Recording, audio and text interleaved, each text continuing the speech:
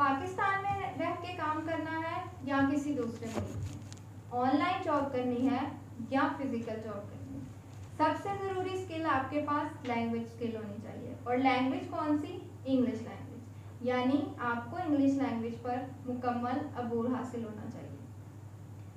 हम एक ऐसे मुल्क में रहते हैं जहाँ इंग्लिश एक सेकंड लैंग्वेज है, लेकिन उसके बावजूद जो हमारे मेजॉरिटी ऑफ स्टूडेंट्स हैं उनको इंग्लिश में बहुत ज़्यादा प्रॉब्लम होती है और उनको इंग्लिश नहीं आती। इसकी सबसे बड़ी वजह यह है कि हमारे यहाँ इंग्लिश को एज अ लैंग्वेज पढ़ाने की बजाय एज अ सब्जेक्ट पढ़ाया जाता है, और जैसे ही इम्तिहान एज अ लैंग्वेज होता है वहाँ पर स्टूडेंट फेल हो जाता है। इस वीडियो में हम देखेंगे कि हमने CSS और PMS जैसे कम्पिटिटिव एग्जाम्स के लिए इंग्लिश को किस तरह से प्रिपेयर करना है। CSS और PMS में इंग्लिश मेन सब्जेक्ट है। आपने 12 सब्जेक्ट्स जो है उनके पेपर्स इंग्लिश में अटैम्प्ट करने होते हैं। तो अब ये पेपर्स कौन दे सकता है? आइदर वो सोशल साइंसेस से है, प्योर साइंसेस से है या अप्लाइड साइंसेस से। इन तीनों साइंसेस से बिलोंग करने वाला कैंडिडेट जो है वो CSS के लिए एलिजिबल है। 12 सब्जेक्ट्स इंग्लिश में होंगे, लेकिन इंग्लिश लैंग्वेज को टेस्ट करने के लिए 2 सब्जेक्ट रखे गए हैं। एक इंग्लिश पैसिव एंड कंपोजिशन है और दूसरा ऐसे राइटिंग है। ऐसे राइटिंग में आपको यूज़ करनी होती है एकेडमिक इंग्लिश, फॉर्मल इंग्लिश, और प्रेसी और कंपोजिशन के पेपर में क्या चेक किया जाता है? आपकी ग्रामर स्किल्स चेक की जाती हैं। अब कौन कौन सी जो स्किल्स हैं, कौन कौन से जो एलिमेंट्स हैं जिनका आपको आने चाहिए अगर आपने इन दोनों पेपर्स को ग्रैब करना है। सबसे पहले तो ये कि आपकी ग्रामर अच्छी होनी चाहिए, और ग्रामर एंड देन कंपोजिशन, क्योंकि आपने क्रिएटिव राइटिंग करनी है, सेल्फ राइटिंग करनी है। ये 2 इंग्लिश के मेन सब्जेक्ट्स हैं। इसके अलावा जो बाकी 10 सब्जेक्ट्स हैं उनमें सिर्फ इस्लामियात में या एक उर्दू का जो आपका PMS का सब्जेक्ट है वहाँ आपके पास ऑप्शन होती है उर्दू की। तो नतीजा ये निकला कि जो सबसे ज़रूरी चीज़ है वो है आपकी इंग्लिश। तो इंग्लिश जब आपकी बहुत अच्छी हो जाती है तो फिर आगे हम सोचते हैं कि अब सब्जेक्ट कौन कौन से सिलेक्ट करें, बिकॉज आपने सारे सब्जेक्ट से वो इंग्लिश में देने होते हैं। इंग्लिश आपने अच्छी कर ली है, बट अब कौन कौन से सब्जेक्ट सिलेक्ट किए जाएं जिससे जो है, बिकॉज CSS जो है वो नंबर गेम है। अगर आपने सब्जेक्ट्स में नंबर अच्छे ले लिए हैं, आपका माइंड जो है आपके सब्जेक्ट से सिंक्रोनाइज होता है, तो फिर आप नंबर अच्छे ले सकते हैं और आप जो है वो मेरिट में फॉल कर सकते हैं। तो सब्जेक्ट कौन कौन से सिलेक्ट किए जाएं? सब्जेक्ट सिलेक्शन में सबसे पहले जो एस्पायरेंट को मसला आता है वो ओवरऑल रैंडम देखते हैं कि हम कौन सा सब्जेक्ट सिलेक्ट करें।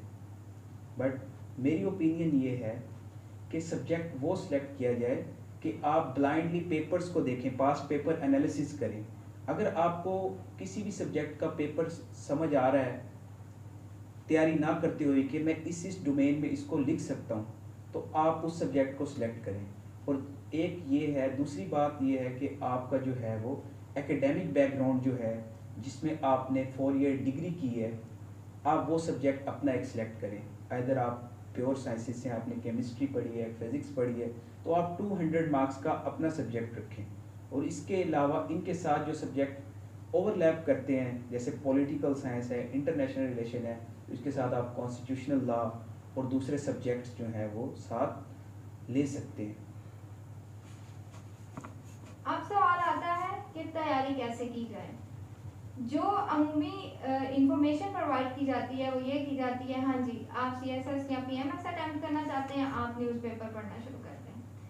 ये एक ब्लाइंड रीडिंग जो न्यूज़पेपर की है ये बिल्कुल ही फॉल्स नोशन है। सबसे पहले तो आपने अपनी लैंग्वेज को देखना है। अगर तो आपकी लैंग्वेज इतनी अच्छी है कि आपको किसी भी इंग्लिश न्यूज़पेपर की इंग्लिश समझ आ जाती है तो देन आपके लिए वो यूज़फुल होगी। अदरवाइज वो आपके लिए यूज़फुल क्या, वो आपके लिए लॉस होगा, क्योंकि आपका जो स्ट्रक्चर बिल्ड होना है वो उसकी बेस पर बिल्ड नहीं होना, वो आपकी बेसिक जो स्ट्रक्चर है, बेसिक जो ग्रामर है उसकी बेस पर बिल्ड होना है। ठीक, और ये सिर्फ एक पोर्शन है। आप न्यूज़पेपर से अगर जो ग्रैब कर रहे हैं, जो करंट अफेयर्स आप ग्रैब कर रहे हैं, जो पाकिस्तान से रिलेटेड अफेयर्स वो ग्रैब कर रहे हैं, वो एक नेसेसरी कंपोनेंट है, लेकिन वो किस तरह से है कि उसके साथ आपकी लैंग्वेज भी इम्प्रूव की जाए।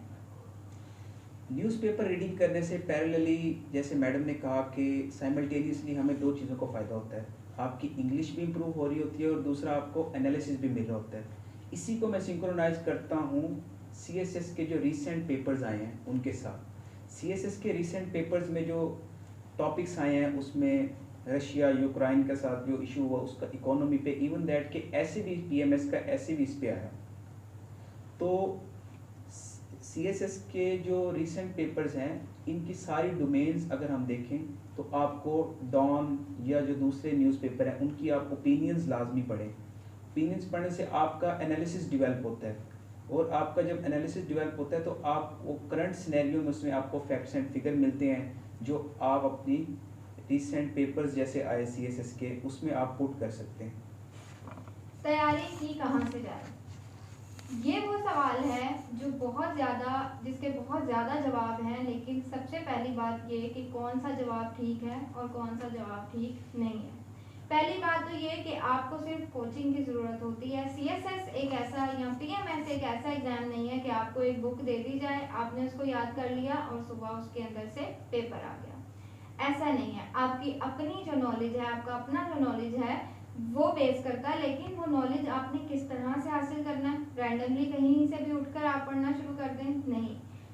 सीएसएस और पीएमएस में टीचिंग या कोचिंग का पर्पस जो है वो ये है कि कोई जो टीचर है वो आपको एक लाइन ऑफ एक्शन जो है उस वहाँ से स्टार्ट करवा दे एंड देन वो एक रास्ता जो है वो आपको दिखा दे।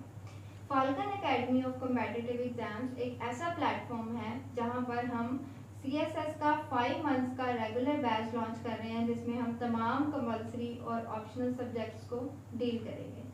और इनमें सबसे पहली जो आपका फोकस होगा हमारा वो ये होगा कि आपकी इंग्लिश को इम्प्रूव किया जाए फर्स्ट मंथ में, और आपके जो कॉन्सेप्ट बिल्डिंग है रिगार्डिंग सीएसएस या पीएमएस, जिसमें डिफरेंट फील्ड्स ऑफ स्टडी से जब स्टूडेंट्स आते हैं, डिफरेंट फील्ड्स ऑफ नॉलेज से जब स्टूडेंट्स आते हैं, तो सीएसएस की जो वोकैबुलरी है या जो इसका यार्गन है या पर्टिकुलर जो इसके वर्ड्स हैं या कॉन्सेप्ट्स हैं वो उनको पता नहीं होते। तो फर्स्ट मंथ में आपकी इंग्लिश, जिसमें हम बेसिक से स्टार्ट करके आपको एडवांस लेवल तक, और जिसमें आपकी जो कॉन्सेप्ट बिल्डिंग है वो की जाएगी। एंड देन जो आपके 4 मंथ्स होंगे उसमें आपका फुल फ्लेज प्रिपरेशन प्लान और आपके जो मॉक एग्जाम्स हैं उसको हम डील करेंगे।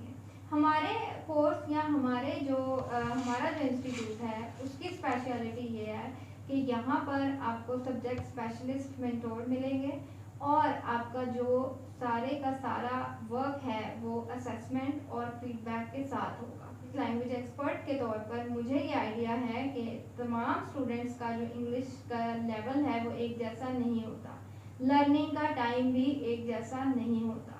इसलिए हमने अपने प्रोग्राम में 3 तरह के करिकुलम जो है, 3 तरह के इंग्लिश की जो प्रिपरेशन है उसको इंट्रोड्यूस करवाया है, जिसमें एक वो स्टूडेंट्स होंगे जो बिल्कुल बेसिक, जिनकी इंग्लिश अच्छी नहीं है, ख़राब है, उनकी जो असेसमेंट होगी और उनका जो करिकुलम होगा वो उनके लेवल के अकॉर्डिंग होगा। उसके बाद एक आते हैं जो इंटरमीडिएट हैं, जिनके ग्रामर के कॉन्सेप्ट्स तो आते हैं लेकिन उनको क्रिएटिव राइटिंग नहीं आती। उनको ये नहीं पता होता कि हमने जो अपने आइडियाज़ हैं उनको किस तरह से कंपोज करके किसी ऐसे या प्रेसी में इनकलकेट करना है। तो ये जो करिकुलम है ये उनके लिए होगा। और इसके बाद वो स्टूडेंट्स आते हैं जिनको ये सब पता है कि हमने अपने आइडियाज़ को किस तरह से जंबल करना है, एंड देन हम उनको पॉलिश करेंगे कि वो ज़्यादा से ज़्यादा मार्क्स जो हैं वो गेन करके अपनी एलोकेशन को जो है वो सिक्योर कर सकें। तो 18 जुलाई को इन सारे format CSS, PMS and single paper PPSC and FPSC, इन सारे डोमेन्स के रिलेटेड सेमिनार हो रहा है, और उसके बाद 18 जुलाई टू ऑनवर्ड हमारी प्रॉपर क्लासेस स्टार्ट होंगी। तो 18 जुलाई को फ्री सेमिनार है, आप सब स्टूडेंट पार्टिसिपेट करें, ऑनलाइन भी होगा और ऑन कैंपस भी होगा। थैंक्स।